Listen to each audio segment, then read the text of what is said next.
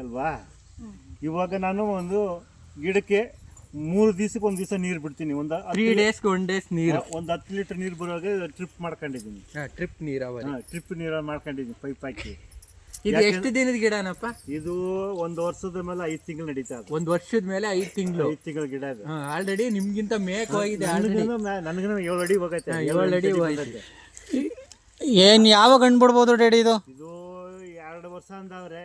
ಅದು ಯಾವಾಗ ಬಿಡ್ತೋ ನನಗೆ. ಈಗ ಆಲ್ರೆಡಿ 1 ವರ್ಷ ಆಗಿದೆಯಾ? 1 ವರ್ಷದ ಮೇಲೆ 5 ತಿಂಗಳು ನಡೀತಾ ಅದು. ಹಾಂ, ಹಂಗಾರೆ ಇನ್ನೊಂದು 5 ತಿಂಗಳು ಹಣ್ಣು ಬಿಡುತ್ತೆ ಇದು.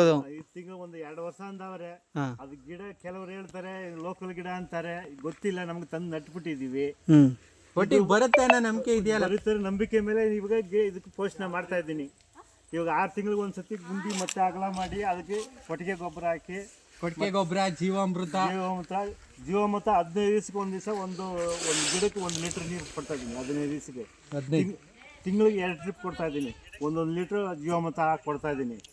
ತೆಂಗಿನ ಮರಕ್ಕೆ ಅದೇ ಥರ ಮಾಡ್ತಾ ಇದೀವಿ. ಎಲ್ಲ ಪ್ರತಿಯೊಂದಿಗೆ ಇವಾಗ ಹಂಗೆ ಜೀವಾಮೃತ ಕೊಡ್ಬೇಕು, ಆರೋಗ್ಯನಿಗೆ ಮಾಡಬೇಕು, ಯಾವ ಕಲ್ಮಸ ಹಾಕಬಾರ್ದು ಅಂದ್ಬಿಟ್ಟು ರಾಸಾಯನಿಕವಾಗಿ ನಮ್ಮನ್ನು ನಾಟಿದ ಹಳೆ ಪದ್ಧತಿ ಹೆಂಗೆ ಮಾಡಬೇಕು ಅದೇ ಥರ ಮಾಡ್ಬೇಕಂತ ತೀರ್ಮಾನ ಮಾಡ್ಕೊಂಡು ಮಾಡ್ತಾ ಇದ್ದೀನಿ.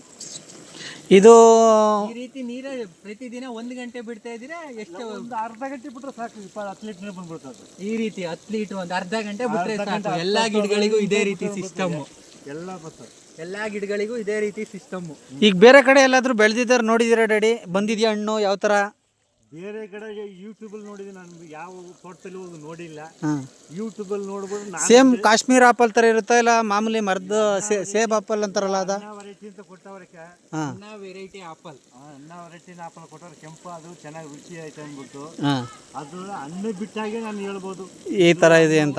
ರುಚಿಯಾಗೈತಾ ಇಲ್ಲ ಹೆಂಗೈತೆ ಅಂತ ಅವಾಗ ಹೇಳ್ಬೋದು. ಈಗ ನಾವು ಗಿಡ ಬೆಳೆಸಿದ್ದೀವಿ, ಹ್ಞೂ, ಇನ್ನು ಪ್ರಕೃತಿಯಲ್ಲಿ ಹೆಂಗೆ ಹಣ್ಣು ಬರುತ್ತದೋ ಇಲ್ಲೋ ಗೊತ್ತಿಲ್ಲ.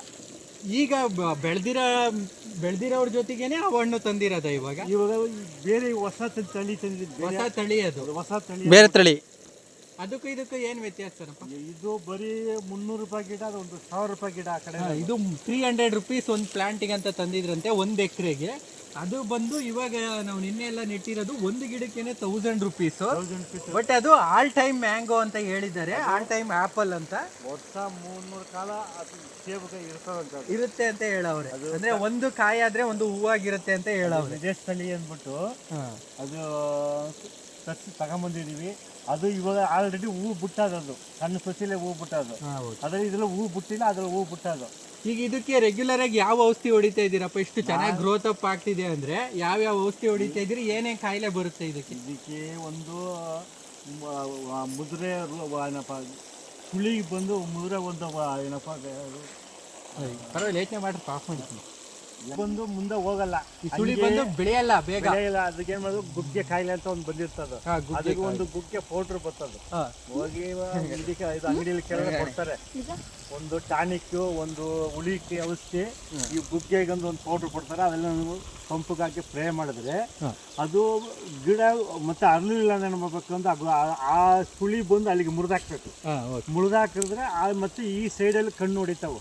ಒಂದು ಕಣ್ಣಿಗೆ ಹೋಗಿ 4 ಕಣ್ಣು ಹೊಡಿತದ. ಅಂದ್ರೆ ಒಂದೇ ಬಿದ್ರು ಮರದ ತರ ಬೆಳಿಬಾರ್ದು. ಬೆಳೆದ್ರೆ ಅದು ಲಾಸ್ಟ್ ಬೊಗ್ಗೋಯ್ತದ, ಬಗ್ಗುತ್ತೆ ದೊಡ್ಡದಾದ್ಮೇಲೆ. ಅವಾಗ ನಾವು ಸುಳಿ ಒಂದು ಗೇಣಿಗೆ 1 ಅಡಿಗೆ ಕಟ್ ಮಾಡ್ತಿದ್ರೆ ಕವಡ್ ಹೊಡಿತಾ ಇರ್ತದೆ. ಅವಾಗ ಸ್ವಲ್ಪ ಅಗಲ ಬರ್ತದೆ. ಎಷ್ಟು ಗಿಡ ದೊಡ್ಡದಾಗುತ್ತೆ, ಕವಲ್ ಹೊಡೆಯುತ್ತೆ, ಅಷ್ಟು ಗಿಡನೂ ಸ್ಟ್ರೆಂತ್ ಆಗುತ್ತೆ, ಫಲವತ್ತತೆನೂ ಜಾಸ್ತಿ ಆಗುತ್ತೆ. ಬುಡ ಸ್ವಲ್ಪ ದಪ್ಪ ಆಯ್ತದ, ಬುಡ ದಪ್ಪ ಆಗುತ್ತೆ. ಸಣ್ಣಗೆ ಒಂದೇ ಕಡ್ಡಿ ಬಿಟ್ಬಿಟ್ಟು ಉದ್ದಕ್ಕೆ ಹೋಯ್ತದ, ಹಂಗೆ ಹಿಂಗೆ ಬೆಂಡಾಗೋಯ್ತದ. ಅದು ಅದಕ್ಕೆ ಬಲ ಬರಲ್ಲ. ಅದಕ್ಕೆ ಅವಾಗ ಕಟ್ ಮಾಡ್ತಾ ಇದೀವಿ.